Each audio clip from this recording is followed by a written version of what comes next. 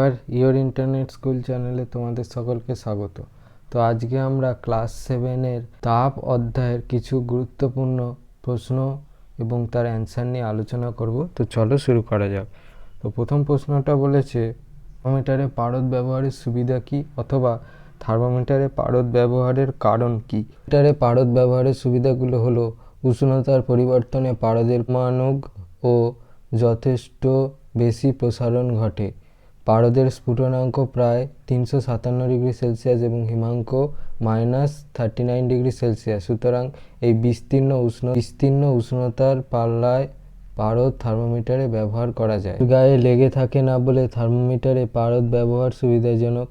পারদ অস্বচ্ছ এবং চকচকে বলে কাঁচের মধ্যে দিয়ে একে স্পষ্ট দেখা যায়, ফলে পাঠ নেওয়ার সুবিধাজনক হয়। পারদ সহজেই বিশুদ্ধ অবস্থায় পাওয়া যায়। পারদ তাপের সুপরিবাহী বলে সহজেই পরীক্ষাধীন বস্তুর উষ্ণতা আসতে পারে। থার্মোমিটারের নিম্ন স্থিরাঙ্ক ও ঊর্ধ্ব স্থিরাঙ্ক বলতে কি বোঝো? স্থিরাঙ্ক প্রমাণ বায়ুমণ্ডলীয় চাপে যে নির্দিষ্ট উষ্ণতায় বিশুদ্ধ জল ফুটে বাষ্পীতরিত হয় তাকে থার্মোমিটার স্কেলের ঊর্ধ্ব স্থিরাঙ্ক বলে। নিম্ন স্থিরাঙ্ক প্রমাণ বায়ুমণ্ডলীয় চাপে যে নির্দিষ্ট উষ্ণতায় বিশুদ্ধ জল জমে বরফে পরিণত হয় তাকে থার্মোমিটার স্কেলের নিম্ন স্থিরাঙ্ক বলা হয়। পারদ ব্যবহারের অসুবিধা লেখো। থার্মোমিটারে পারদ ব্যবহারের অসুবিধাগুলো হলো খুব বেশি 357 ডিগ্রি সেলসিয়াস অপেক্ষা বেশি বা খুব কম -39 ডিগ্রি সেলসিয়াস অপেক্ষা কম উষ্ণতা এই থার্মোমিটারে মাপা যায় না। বেশি হয় খাড়াভাবে ধরা থার্মোমিটারের দীর্ঘ পারদসূত্রের চাপের প্রভাবে পারদসূত্রের দৈর্ঘ্য আকারে বিস্তৃত হয়ে যেতে পারে। কোন উষ্ণতায় সেলসিয়াস ও ফারেনহাইট স্কেলের পাঠ একই হবে নির্ণয় করো। উত্তরটা -40 ডিগ্রি উষ্ণতায়। সেলসিয়াস ও ফারেনহাইট থার্মোমিটারের মধ্যে সম্পর্ক কী? সেলসিয়াস ও ফারেনহাইট স্কেলের উষ্ণতা বৃদ্ধি বা হ্রাসের মধ্যে সম্পর্ক। সেলসিয়াস স্কেলের প্রাথমিক অন্তর 100 - 100, ফারেনহাইট স্কেলের প্রাথমিক অন্তর 212 - 32 180।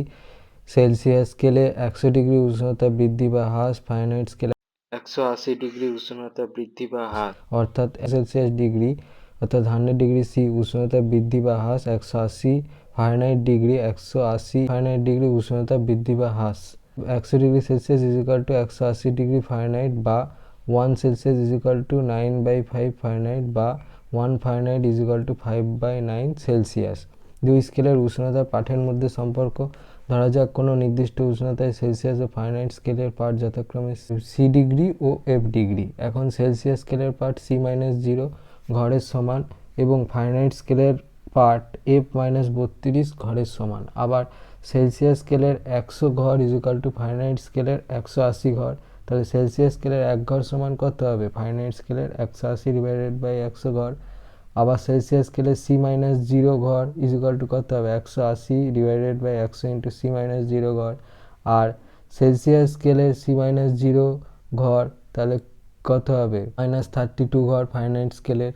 তাহলে এবং 180/100 × C-0 F-32, সেখান থেকে আমি লিখতে পারি C/5 = F-32/9, বা সেখান থেকে আমি লিখতে পারি C/5 = F-32/9। তাহলে এটাই দুটো স্কেলের উষ্ণতা পাঠের মধ্যে সম্পর্ক। সেলসিয়াস ও ফারেনহাইট থার্মোমিটারের মধ্যে সম্পর্ক স্থাপন করো। ধরি কোনো একটি বস্তুর তাপমাত্রা সেলসিয়াস স্কেলে C ডিগ্রি সেলসিয়াস এবং ফারেনহাইট স্কেলে F ডিগ্রি ফারেনহাইট। সেলসিয়াস স্কেলে মোট 100টি ঘর থাকে, তাই সেলসিয়াস স্কেলে পারদসূত্রের উচ্চতা C/100 অংশ। অপরপক্ষে ফারেনহাইট স্কেলে 100 নিম্ন স্থিরাঙ্ক 32 এবং ঊর্ধ্ব স্থিরাঙ্ক 212 হয় মোট 180টি ঘর থাকে, তাই ফারেনহাইট স্কেলে পারদসূত্রের উচ্চতা F-32/100 অংশ। তাহলে শর্তানুসারে কি লিখতে পারি? C/100 = F-32 তাহলে C/10 = F-32/18। উভয় পক্ষকে 10 দ্বারা গুণ। তাহলে C/5 = F-32/9, উভয় পক্ষকে 2 দ্বারা গুণ। পরে 40 ডিগ্রি সেলসিয়াস কত ডিগ্রি ফারেনহাইটের সমান তা বের করো।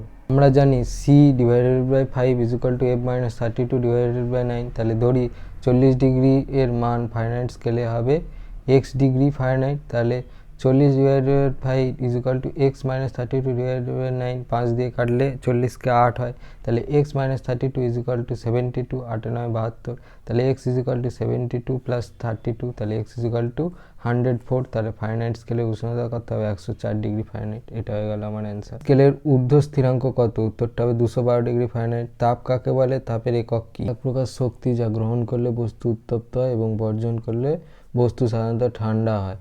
তাপের এককগুলো দেখে নাও। সিজিএস পদ্ধতিতে হচ্ছে ক্যালোরি, এফপিএস পদ্ধতিতে ব্রিটিশ থার্মাল একক অর্থাৎ B.TH.U, আর এসআই একক হচ্ছে জুল। শক্তি শেষ পর্যন্ত কোন শক্তিতে রূপান্তরিত হয়? উত্তরটা হবে তাপ শক্তিতে।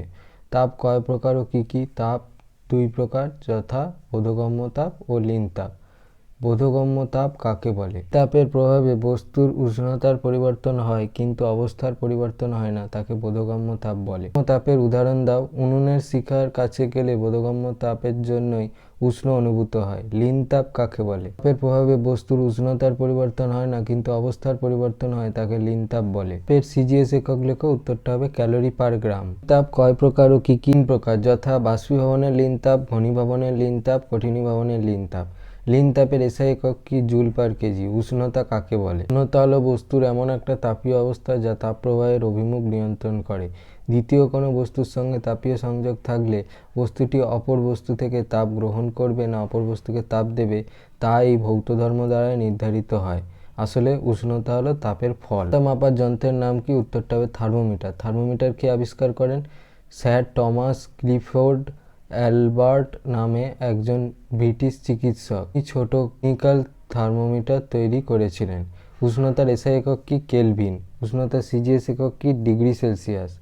তাপ ও তাপমাত্রার পার্থক্য। তাপ হলো শক্তির বিশেষ রূপ। উষ্ণতা হলো বস্তুর এমন এক তাপীয় অবস্থা যা থেকে বোঝা যায় বস্তুটির সংস্পর্শে থাকা অন্য বস্তুকে তাপ দেবে না ওই বস্তু থেকে তাপ নেবে। কোনো বস্তুতে তাপ প্রয়োগ করলে তার উষ্ণতা বাড়ে, তাই তাপকে উষ্ণতার কারণ বলা যায়। তাপমাত্রা পরিবর্তন হলো তাপ গ্রহণ বা বর্জনের ফল, তাই তাপমাত্রাকে তাপের ফল বলা যায়। দুটি বস্তু তাপের পার্থক্য তাদের মধ্যে তাপ প্রবাহের অভিমুখ নির্ধারণ করে না, তাপমাত্রার পার্থক্যই তাপ প্রবাহের অভিমুখ নির্ধারণ করে। তাপের পরিমাণ বিভিন্ন হলেও তাপমাত্রা সমান হতে পারে। দুটি বস্তুতে একই পরিমাণ তাপ থাকলেও তাপমাত্রা বিভিন্ন হতে পারে। তাপের গৃহীত বা বর্জিত পরিমাপ করা হয় ক্যালোরিমিটারের সাহায্যে, মাত্রা মাপা হয় থার্মোমিটারের সাহায্যে। বস্তু মধ্যস্থ তাপকে কোনো পাত্রে রাখা জলের পরিমাণের সাথে তুলনা করা যায়। বস্তুর উষ্ণতাকে কোনো পাত্রে রাখা জলতলের উচ্চতার সাথে তুলনা করা যায়।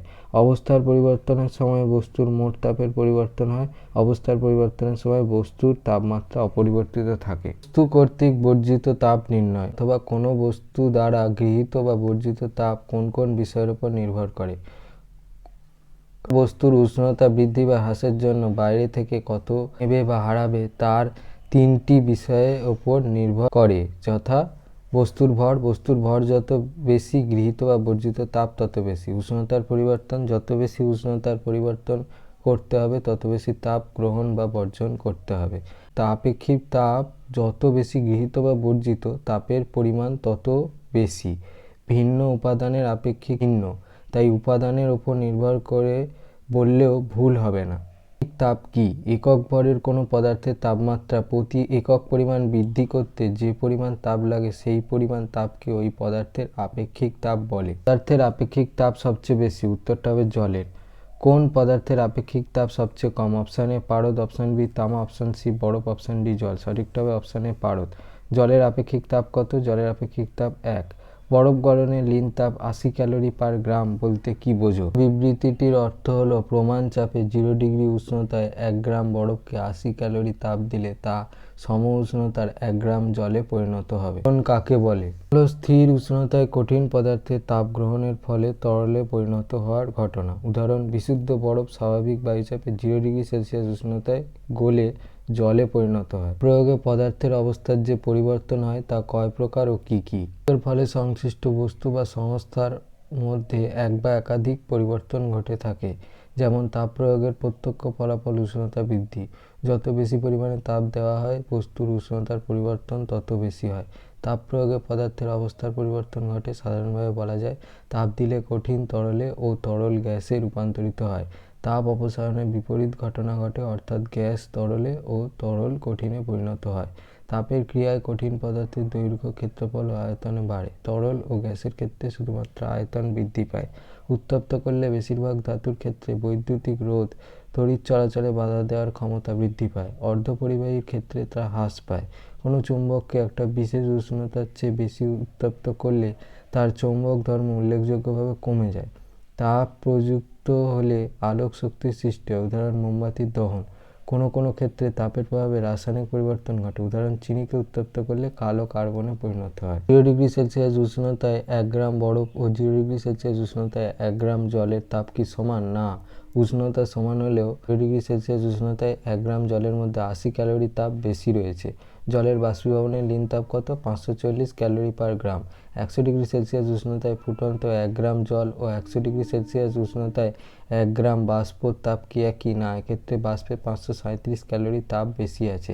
হাতে স্পিরিট বা ইথার ঢাললে ঠান্ডা অনুভূত হয় কেন?